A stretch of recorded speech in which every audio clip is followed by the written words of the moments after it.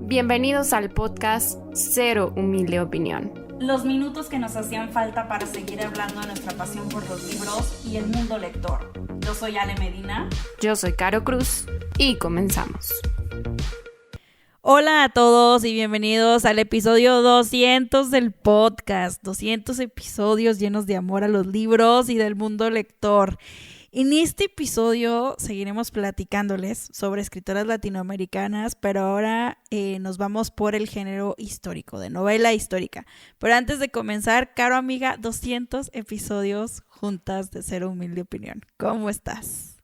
Oye, pues qué padre, estoy muy contenta, qué bonito ver ese tipo de cifras y tener ya un ratito acá platicando justo de libros y de autores y autoras y estar en este tema tan interesante o en esta serie de episodios. Si no escucharon el episodio pasado o se lo perdieron, pues sepan que estamos haciendo en marzo un reconocimiento a autoras latinoamericanas y en este episodio toca novela histórica, como ya mencionó Ale, pero en el pasado hablamos de novelas de terror y misterio.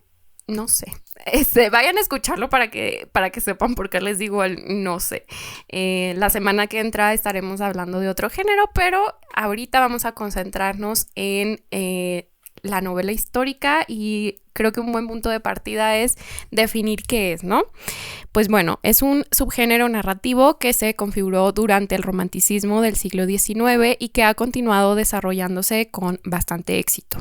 Son obras que utilizan la ficción para situar y recrear un momento histórico concreto a través de los acontecimientos históricos reales ocurridos que van a ser relevantes para el desarrollo del argumento principal de la obra, ¿no? La presencia de datos históricos en la narración pues puede tener mayor o menor profundidad, ya dependerá de los autores, y es común en este tipo de novelas que tengamos como protagonista a un personaje secundario real o ficticio más que a uno histórico real a través del cual se desarrolla la ficción.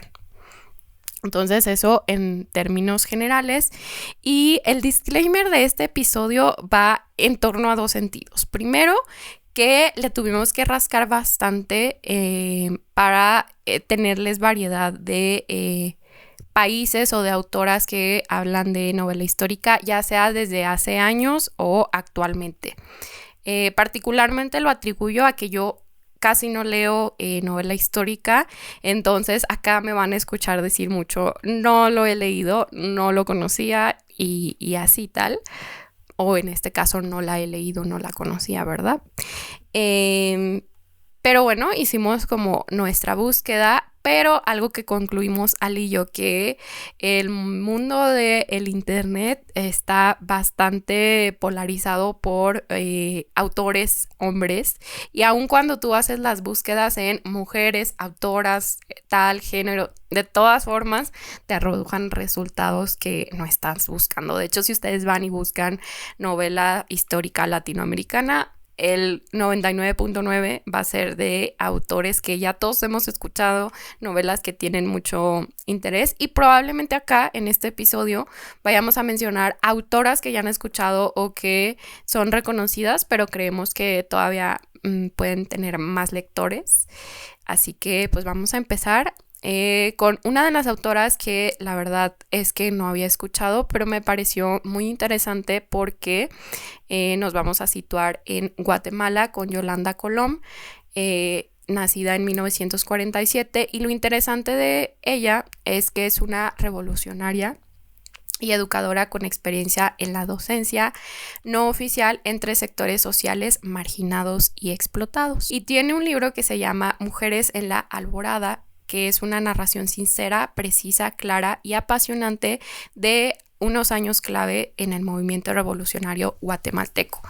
Y lo interesante es que es como su propio testimonio corto, intenso, de un periodo de vida de la autora, donde pues se alejó de su vida cómoda para vivir en la clandestinidad durante décadas. sin mitificaciones ni idealizaciones, narra con naturalidad la vida en la impenetrable selva, la participación de las mujeres en los destacamentos guerrilleros, los quehaceres cotidianos de la construcción del movimiento revolucionario y de la organización guerrillera, la sociedad indígena, la convivencia, las acciones armadas, las represiones, los anhelos, el amor, entre muchos otros temas. Entonces me pareció importante incluirla porque número 1 no había escuchado de la obra y número 2 es como un testimonio de primera mano. Entonces, para quien quiera conocer más de la historia de Guatemala, tenemos a Yolanda Colom con Mujeres en la Alborada. Yo no la conocía, amiga, y sin duda sí me lo anotó. Porque digo, yo en cuanto a la novela histórica estoy un poquito ya peleada con la Segunda Guerra Mundial, o sea, ya estoy un poco harta, entonces me gusta leer novela histórica o textos con tintes históricos, siempre y cuando no sea de eso, pero pues voy a pasar con una escritora que es pues bastante emblemática aquí en México, que creo que mínimo hemos escuchado algún título de ella o llevamos tal vez algún texto dentro de preparatoria u universidad, y pues es Rosario Castellanos. Ella fue una escritora, periodista y diplomática mexicana, considerada una de las literatas mexicanas más importantes del siglo XX. Ahora, ¿por qué la pusimos aquí? Ella pues tiene, su obra fue bastante vasta, también es muy conocida por su poesía, que a mí, ay no, hasta la fecha me rompe el corazón, y de hecho en Vindicta sacaron sus cartas con Ricardo, y espero y se esté incendiando en el noveno Círculo del Infierno.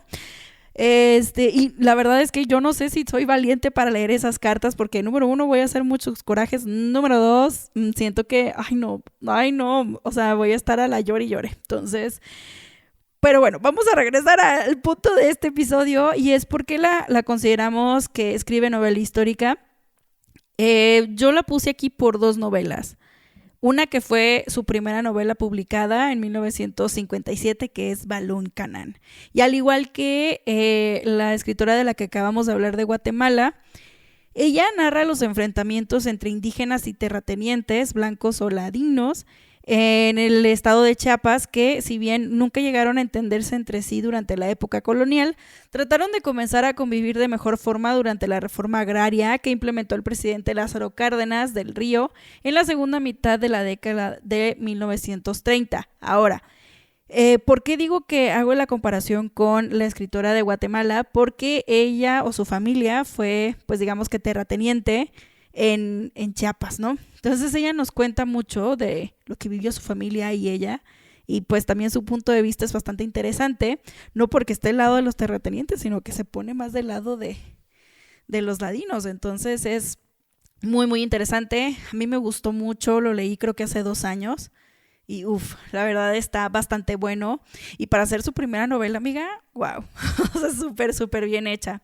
Otra obra que creo que aplica muy bien aquí para la novela histórica es Oficio de Tinieblas, que fue publicada en 1962.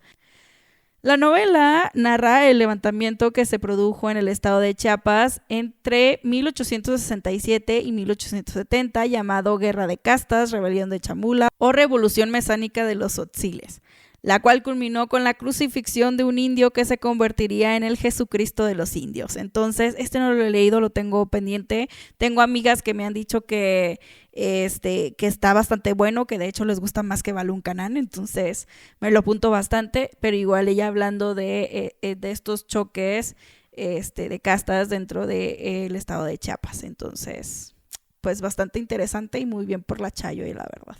Fíjate, Ale, que es de las autoras que tampoco he leído.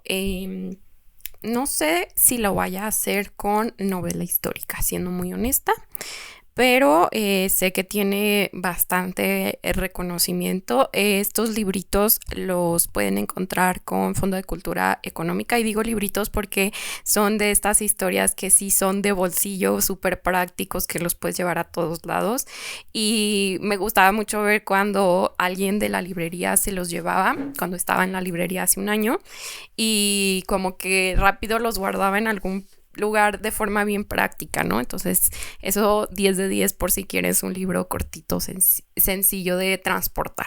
pasando a otra autora, vamos a hablar de Isabel Allende, chilena, que pues es una de las escritoras más destacadas del mundo hispanohablante y ha dejado una marca indeleble en la literatura contemporánea con sus obras llenas de realismo mágico, historia y profundidad emocional.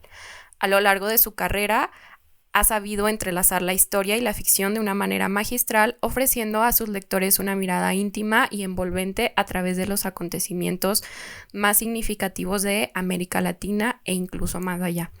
Creo que ya muchos conocemos sobre La Casa de los Espíritus, que es una de sus obras más reconocidas, así que vamos a hablar de 2 novelas que quizá no conocen. La primera es Hija de la Fortuna, que es una novela que nos lleva desde Valparaíso de mediados del siglo XIX hasta la turbulenta fiebre del oro en California. La historia sigue a Elisa Somers, una joven huérfana criada por una familia británica acomodada en Chile. Desde su infancia, Elisa siente que no encaja del todo en el rígido mundo victoriano de sus tutores, especialmente bajo la estricta supervisión de su tía Rose. Ale, ¿tú ya leíste este libro? Sí, yo ya lo leí. Y la verdad es que se vuelve toda una historia de una chica siendo bastante rebelde en este contexto, ¿no? De la fiebre del oro. Yo lo leí hace muchísimos años, amiga. Yo creo que unos 16, 17 años cuando lo leí. Y sí me impresionó muchísimo la forma en que ella pudo hilar pues el hecho histórico con esta historia, ¿no? Es bastante entretenido y sí he escuchado que otras personas lo han leído y les ha parecido como interesante. Y yo siento que aquí con Isabel tienes de dos. O te interesas mucho por la historia de los personajes que están viviendo el hecho histórico, o te interesa muchísimo lo que está pasando por el hecho histórico. Que creo que ella lo plantea muy bien en sus novelas. Y pues aprende uno mucho, o sea, quiera o no. O sea, te chutas todos los datos y a veces como las travesías y todo esto. Pero sí, la chica se vuelve súper rebelde y se va y es ese momento en que tú empiezas a echar porras de que vamos, sí, tú puedes y no importa que te vayan a regañar. No sé, está muy, muy padre. Entonces, sí, yo sí lo recomiendo también. Pues una buena experiencia de lectura, sobre todo si dices que también estabas joven, a lo mejor te identificaste un poco con el espíritu rebelde de la protagonista, ¿no? Y otra de las novelas que tenemos es El amante japonés, que gira en torno a Alma Velasco, una anciana residente en una casa de retiro en San Francisco, y su joven asistente Irina Basili. A través de sus interacciones se desentraña una historia de amor que ha perdurado por décadas. En su juventud, Alma fue una judía refugiada de la Europa nazi. Se enamoró de Ishimei Fukuda, el hijo de los jardineros japoneses de su familia adoptiva en California. La relación entre Alma e Ishimei es interrumpida cuando los Fukuda son enviados a un campo de internamiento japonés en Estados Unidos. Sin embargo, su amor trasciende las barreras del tiempo y la distancia, manteniéndose vivo a través de cartas y encuentros secretos. Oigan, pues aquí sí me pongo la bandera de ya lo leí y ni siquiera sé por qué. O sea, sé que el libro me lo prestó un amigo, pero no sé si intentó como con esta idea de ándale, léelo, es romance y me gustó, o yo como que más interesada en, bueno, voy a ver qué onda con las novelas más históricas de Isabel Allende.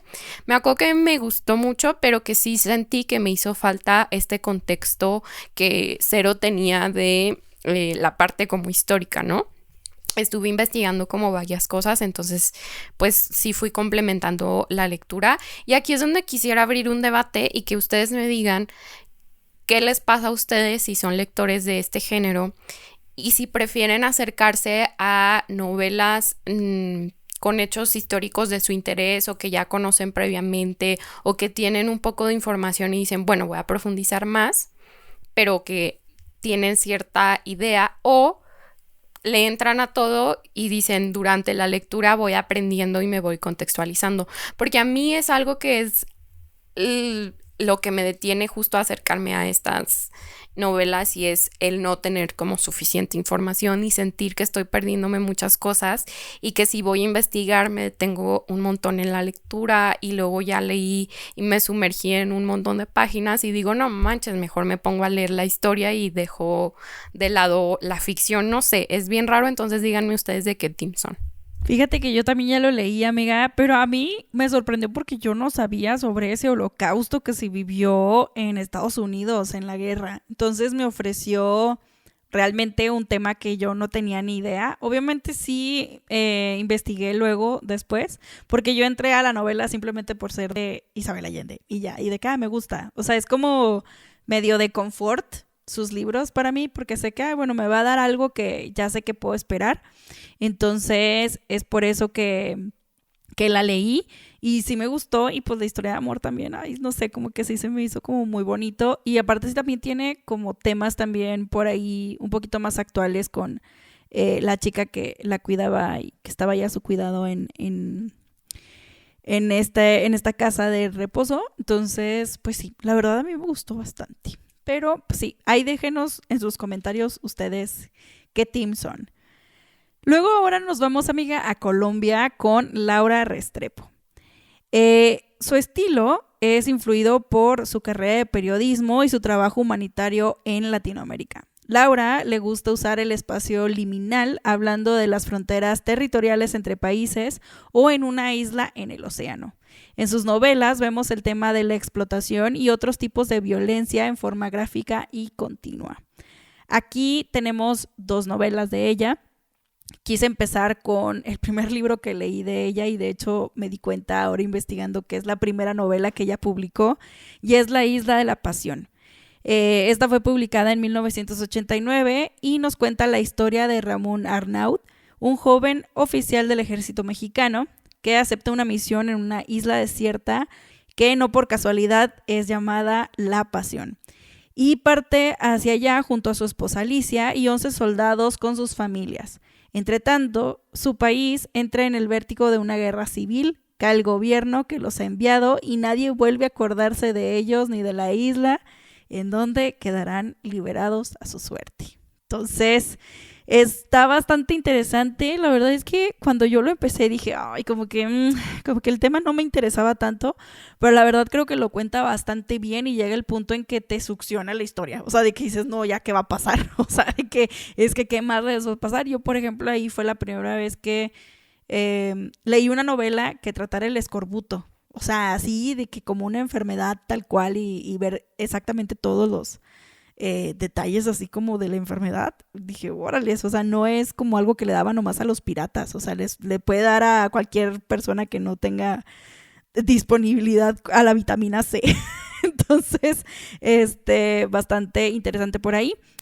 Y otra novela que también se puede entrar dentro de la categoría de novela histórica es Leopardo al Sol, que está basada en acontecimientos reales ligados a la bonanza marimbera, que es un periodo donde se produjo la entrada de grandes cantidades de dólares a Colombia por el narcotráfico y producción de marihuana en el país, y los enfrentamientos entre clanes dentro del pueblo guayu desde la ficción.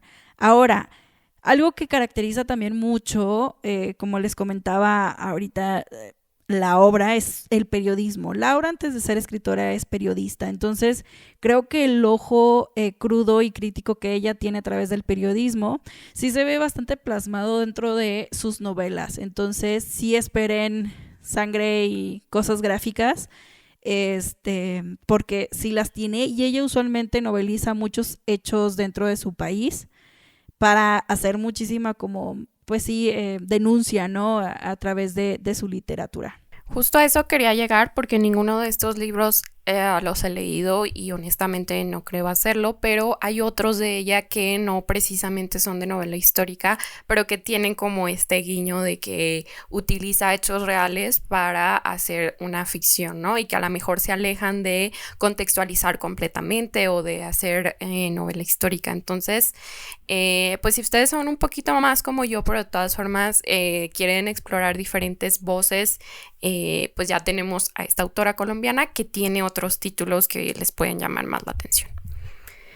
Después vamos a hablar de Claudia Salazar Jiménez, una autora peruana de 1976 que estudió literatura en la Universidad Nacional Mayor de San Marcos y en 2013 debutó como escritora con la novela La sangre de la aurora, escrita desde una perspectiva femenina sobre el conflicto armado interno entre el grupo terrorista Sendero Luminoso y el Estado peruano.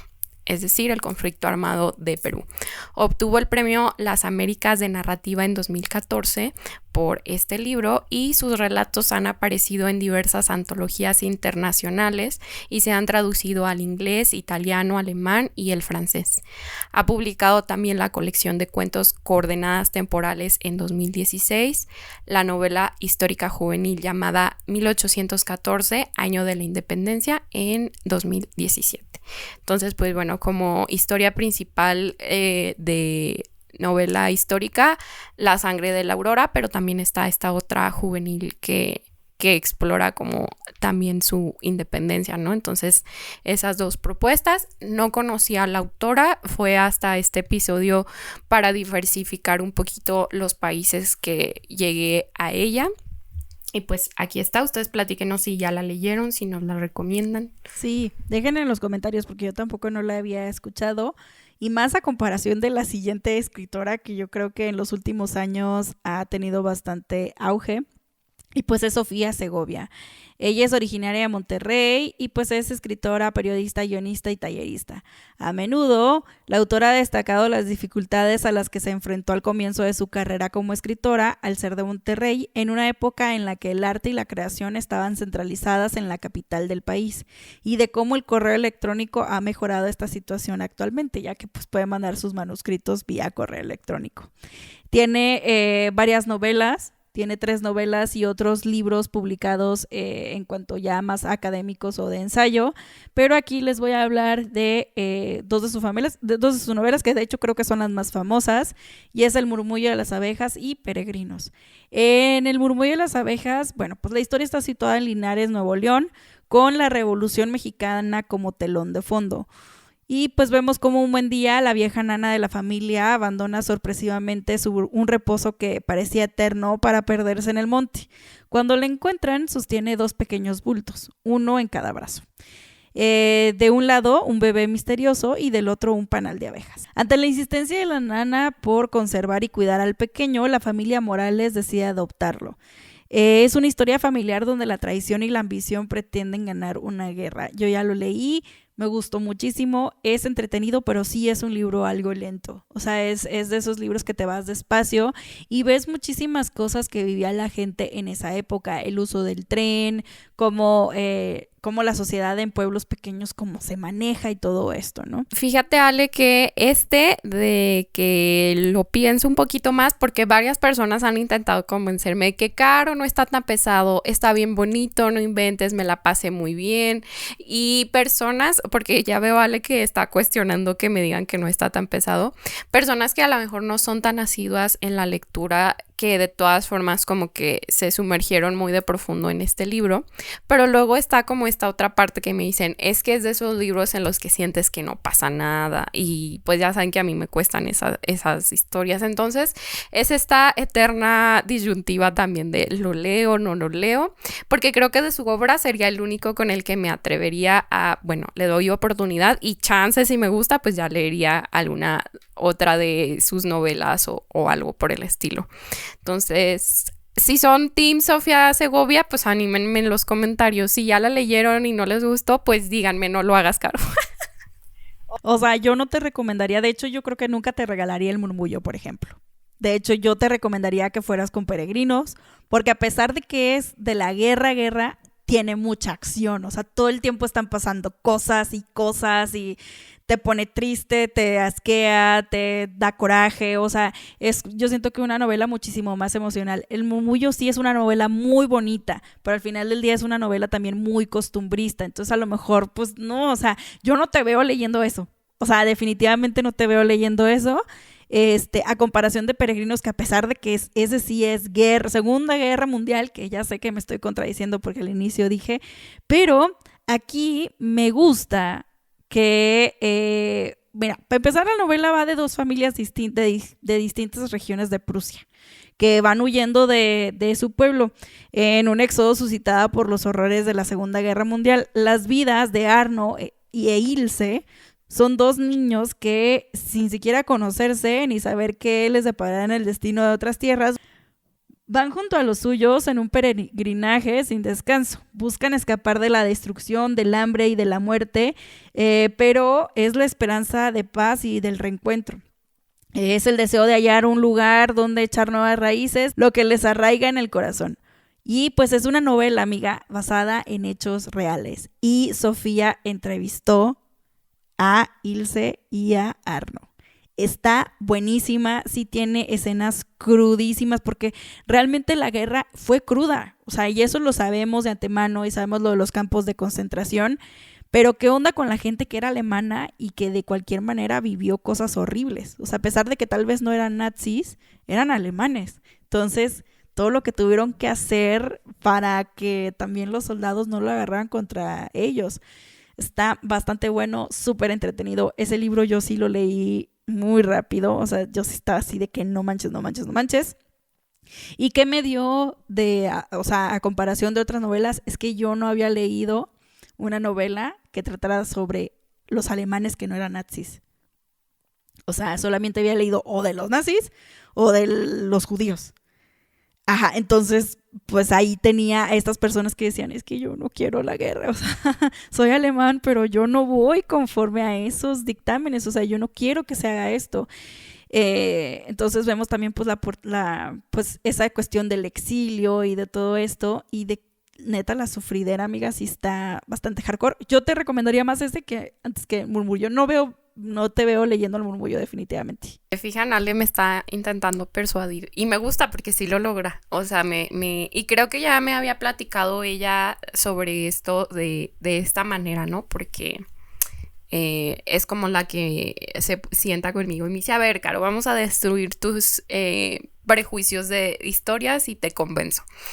Y oye, ahorita que lo mencionas de que, bueno, me estoy contradiciendo y lo que sea, es que creo, digo, no tengo mucho conocimiento, pero será la primera o de las primeras autoras con una novela publicada, digamos, en editorial grande que habla sobre la Segunda Guerra Mundial. De México, ajá, sí, de México. No sé si de Latinoamérica en general. Tal vez, posiblemente sí hay de otras, pero que yo conozca no. Pero así como que sea muy mainstream, tal vez sí. O sea, que sea muy famosa, yo creo que sí. Aunque la verdad de ella la ubican por El Murmullo, que ojo, me voy a echar la mitad del podcast encima, pero mis favoritos Peregrinos. Para mí Peregrinos es un novelón. O sea, es un novelón por todo. O sea, es que es demasiada investigación, toda la parte de los testimonios, o sea, no manches. Tiene una escena, amiga, que yo todavía, o sea, me acuerdo y me duele el cuerpo. O sea, no, terrible. El Murmullo es precioso, yo no digo que sea una novela mala, claro que no. O sea, es muy bonita, vemos pues sí lo de la traición y como que venganza y todo esto, y el realismo mágico, que a mí pues es uno de mis géneros favoritos. Pero si me preguntas, Peregrinos es superior para mí. O sea, para mí, a pesar de que la otra novela es mexicana y es cercano a donde yo soy, lo que tú quieras, Peregrinos es un novelón. O sea, es un novelón. Tenía que decir, dijo Ale. Y se dijo, y ya había todo mundo de que, ¿cómo? No me importa.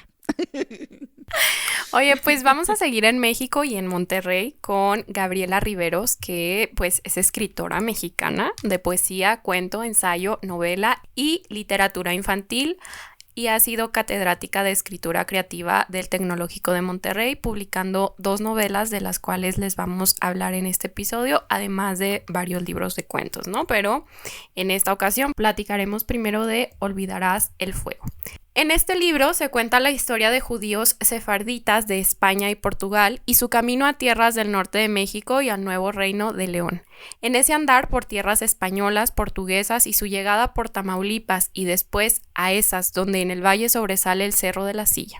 Olvidarás el fuego es una narración entrañable en donde la autora rescata la narración escrita de Luis de Carvajal, el mozo gobernador del nuevo reino de León.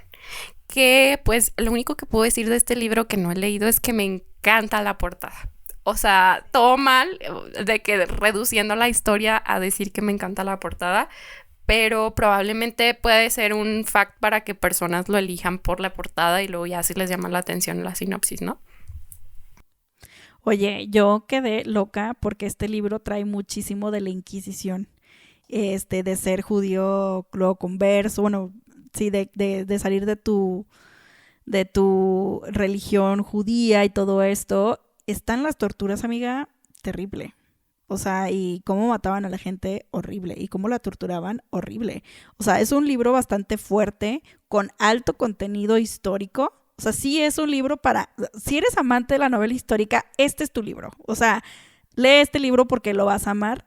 Pero debo de decirte que yo me mantuve bastante inmersa porque ella utiliza como diferentes formatos y diferentes voces. De hecho, ella como escritora, hay en partes en donde te dice de que aquí investigué y fui aquí, hice allá y acá fui y esto y esto y esto y esto. Y luego sigue la historia. Y luego, pero luego, y aquí fui y esto y esto y esto y acá esto y esto lo encontré aquí y esto se encontró porque de Luis de Carvajal se encontraron unos escritos que él había dejado. Entonces ahí en donde se sabe también un poco sobre cómo se fundó Monterrey. O sea, entonces está re bueno el chisme, amiga. Porque que entre que sí tenían amantes y que no sé qué y que se iban y está bien, bien bueno. Y la verdad es que, híjole, la sociedad ha venido haciendo cosas atroces desde que empezó a existir. O sea, neta, yo sí me quedé de que, ¿what? O sea, no, no, no. Y escuchar a Gaby hablar, tuve la oportunidad de tener en un club, me encantó esa sesión, esa señora sabe demasiado. O sea, y te explica con una pasión de que dices, no, hombre, sí, o sea, sí, todo lo que tú digas. No sé, está muy, muy chido. Pero tampoco no te veo leyendo este libro. Porque sí tiene una alta dosis histórica. O sea, sí es así. Es muy entretenido, pero si no te gusta el género, la verdad, sí no. Sí, no, yo tampoco lo creo, pero quería mencionar que me encanta la portada y por lo que mencionas está bastante documentado y eso es muy bueno para este tipo de historias, ¿no? Sobre todo, ya mencionábamos al inicio que dependerá mucho de los autores y qué enfoque quieren darle a sus novelas, de si tienen mucho peso los hechos históricos o son como una pincelada y solo un poquito de lo que está pasando, ¿no? En este caso, pues digamos que está todo volcado a lo histórico totalmente, ¿no? Que es parte de... Después, otra de sus novelas es Destierros, que cuenta la vida de dos mujeres que se entrecruzan, la historia de un país y sus guerras. Desde la oscuridad del desierto, una mujer rarámuri anuncia a Elena que su hija, desaparecida años atrás, regresará. Por otro lado, esa misma mañana, Julia, absorta en una serie de destierros personales, sufre un accidente automovilístico sobre la carretera. Mientras su esposo recibe los restos de quien cree que es su mujer, Julia es escondida a la orilla de la carretera en un jacal. A partir de jirones de memoria, de un cuerpo que oscila entre la vida y la muerte, ella deambula inconsciente entre una serie de voces e historias que la conforman, de decisiones que distorsionaron el sentido de su vida. Fíjate que por la pura sinopsis, como que digo, sí me lo ando leyendo, sobre todo porque está involucrada una mujer rarámuri y pues los rarámuris o tarahumaras son originarios de Chihuahua. Sí, esta novela también, o sea, yo no la he leído, la tengo pendiente, pero sí dije, esta Caro, sí la puedo decir de que a lo mejor sí le va a gustar un poquito más. Y aparte, está situado un poquito más actual. Porque acá estábamos hablando de hace chorrocientos mil de años, ¿no? Bueno, muchos años. Entonces, sí, o sea, siento que se puede, sí tienen lo histórico, pero también pues un poquito lo contemporáneo, ¿no? Y pues vamos a pasar con, creo que es la primera escritora que yo leí del género, si mal no recuerdo, y es Laura Esquivel, que también seguimos aquí en México.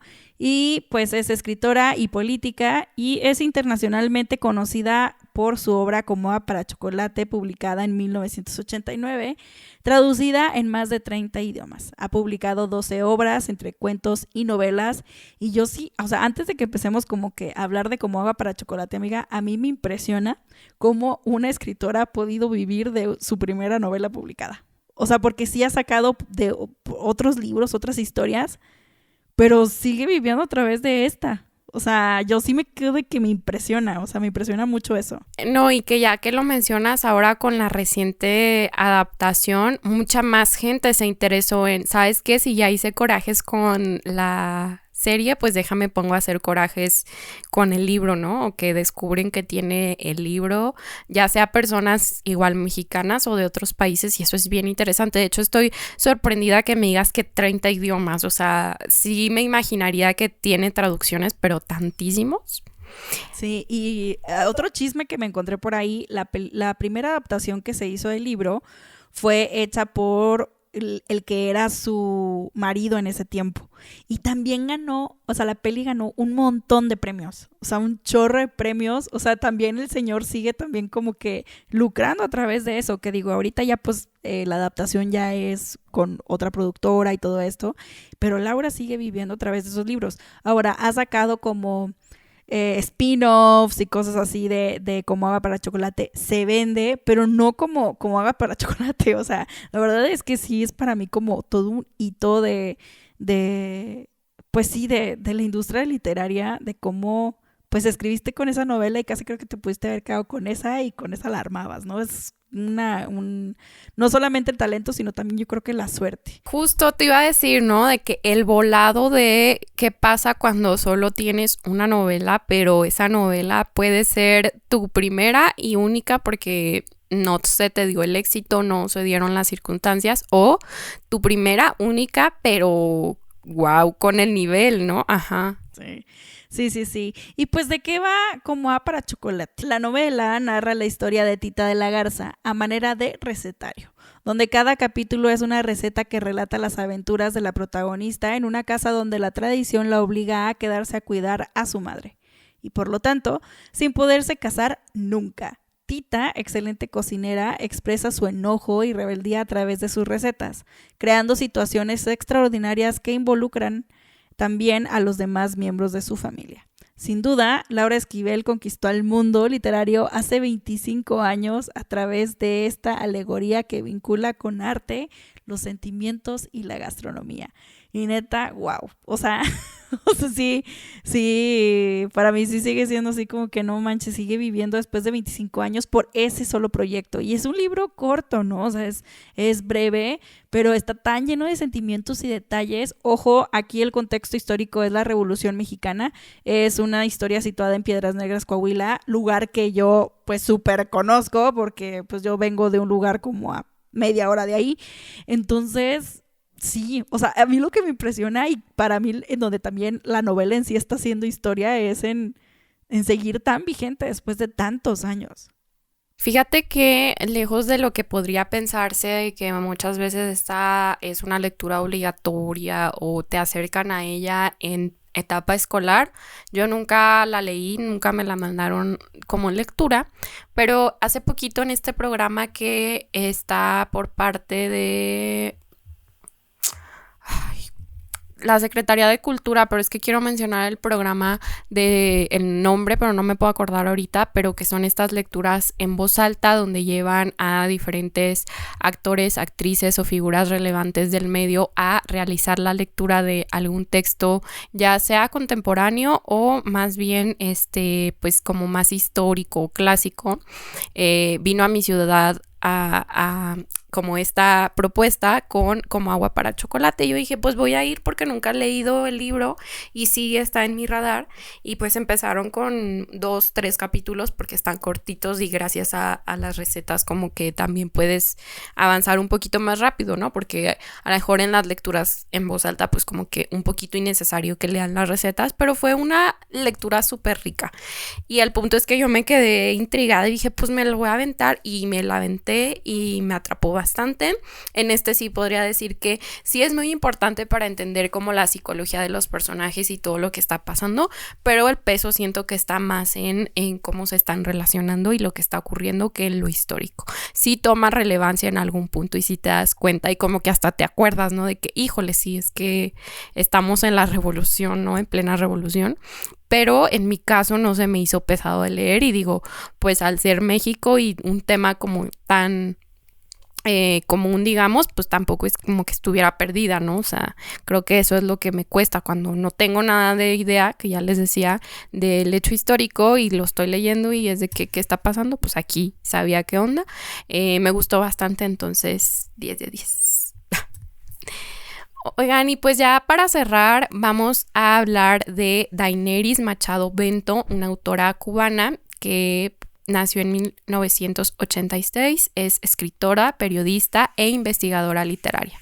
Sus relatos han sido incluidos en volúmenes aparecidos tanto en México como en Estados Unidos. Estudia el doctorado en lenguas y literaturas modernas en la Universidad de Miami y tiene una maestría en literatura hispanoamericana. En su libro Las 90 Habanas, Daenerys Machado crea desde la mirada femenina de lo cotidiano recuerdos, esos múltiples fragmentos que conforman el rompecabezas de la memoria. Muestra no una, sino múltiples ciudades con muros de agua, donde la insatisfacción es un ambiente opresivo, escapa a lo que delimita una extensión geográfica. Es un libro que reúne, pues como ya lo menciono, 19 relatos en torno a La Habana. Mientras que en su libro En Retratos de la Orilla del 2022 están protagonizados por mujeres y dentro de la ficción habla de, por ejemplo, el movimiento en Cuba en 1959, integrado por cubanos que se opusieron a la revolución y subieron a las lomas tratando de hacer la contrarrevolución y tumbar a Fidel Castro y a los barbudos del poder. Entonces, pues tenemos que ha estado publicando justo en torno a hechos históricos relevantes de su país, que es Cuba, y según la descripción que encontré de su obra, está lo siguiente. El suyo es un lenguaje cargado de ironía y pliegues de sentido en los que se palpa la honda factura de una lengua palpitante y desbordada por personajes que exceden su hálito de palabras y se visten por sí mismo de huesos, deseos y entrañas. Con esto último siento que está bien potente leerla, porque al final siempre, como decía Ale, es difícil leer estas historias, es muy crudo saber que hay personas que vivieron, viven o pasaron por hechos súper atroces, porque pues normalmente la novela histórica se va a concentrar en hechos históricos de guerra y de opresiones y de violencia que tomaron la vida de un montón de personas. Entonces no es sencillo leer este género, pero también se vuelve enriquecedor y podrá sonar un cliché en el sentido de pues hay que leer para no volver a repetir la historia o para pues también darle su lugar a las personas que pasaron por estas situaciones. Habrá quienes tengamos más resistencia a acercarnos a estas historias, habrá quienes tengan más fortaleza, pero sí está bien de vez en cuando darnos como un acercamiento a esta ficción que al final de cuentas está basada en hechos reales. Y amiga, yo no la había escuchado, pero sin duda me la anoto, porque también, digo, a mí sí me interesa a veces como saber de los conflictos, ¿no? Más desde adentro, y me gusta porque pues al final está representando su propio país, ¿no? En su literatura. Y pues bueno, amigas, sí vamos a dar por concluido el episodio de hoy. Dejen en la cajita de los comentarios cuál es su escritora latinoamericana favorita del género histórico. Los estaremos leyendo por ahí. Sí, coméntenos si ustedes son de otro país y nos recomiendan alguna autora que esté escribiendo en torno a estos temas o son de donde sean, pero que hayan leído a alguien con un libro que hable de novela histórica, evidentemente que sea autora, porque ese es el enfoque de estos episodios, ¿no? Recuerden seguirnos en nuestras redes sociales, nos encuentran como Ser Humilde Opinión en Instagram y TikTok, a Ale le encuentran como Leer en Todas Partes y a mí como Aries en Libros, ambos usuarios con _ intermedios en Instagram y TikTok. Nos escuchamos a la próxima. Adiós. Bye.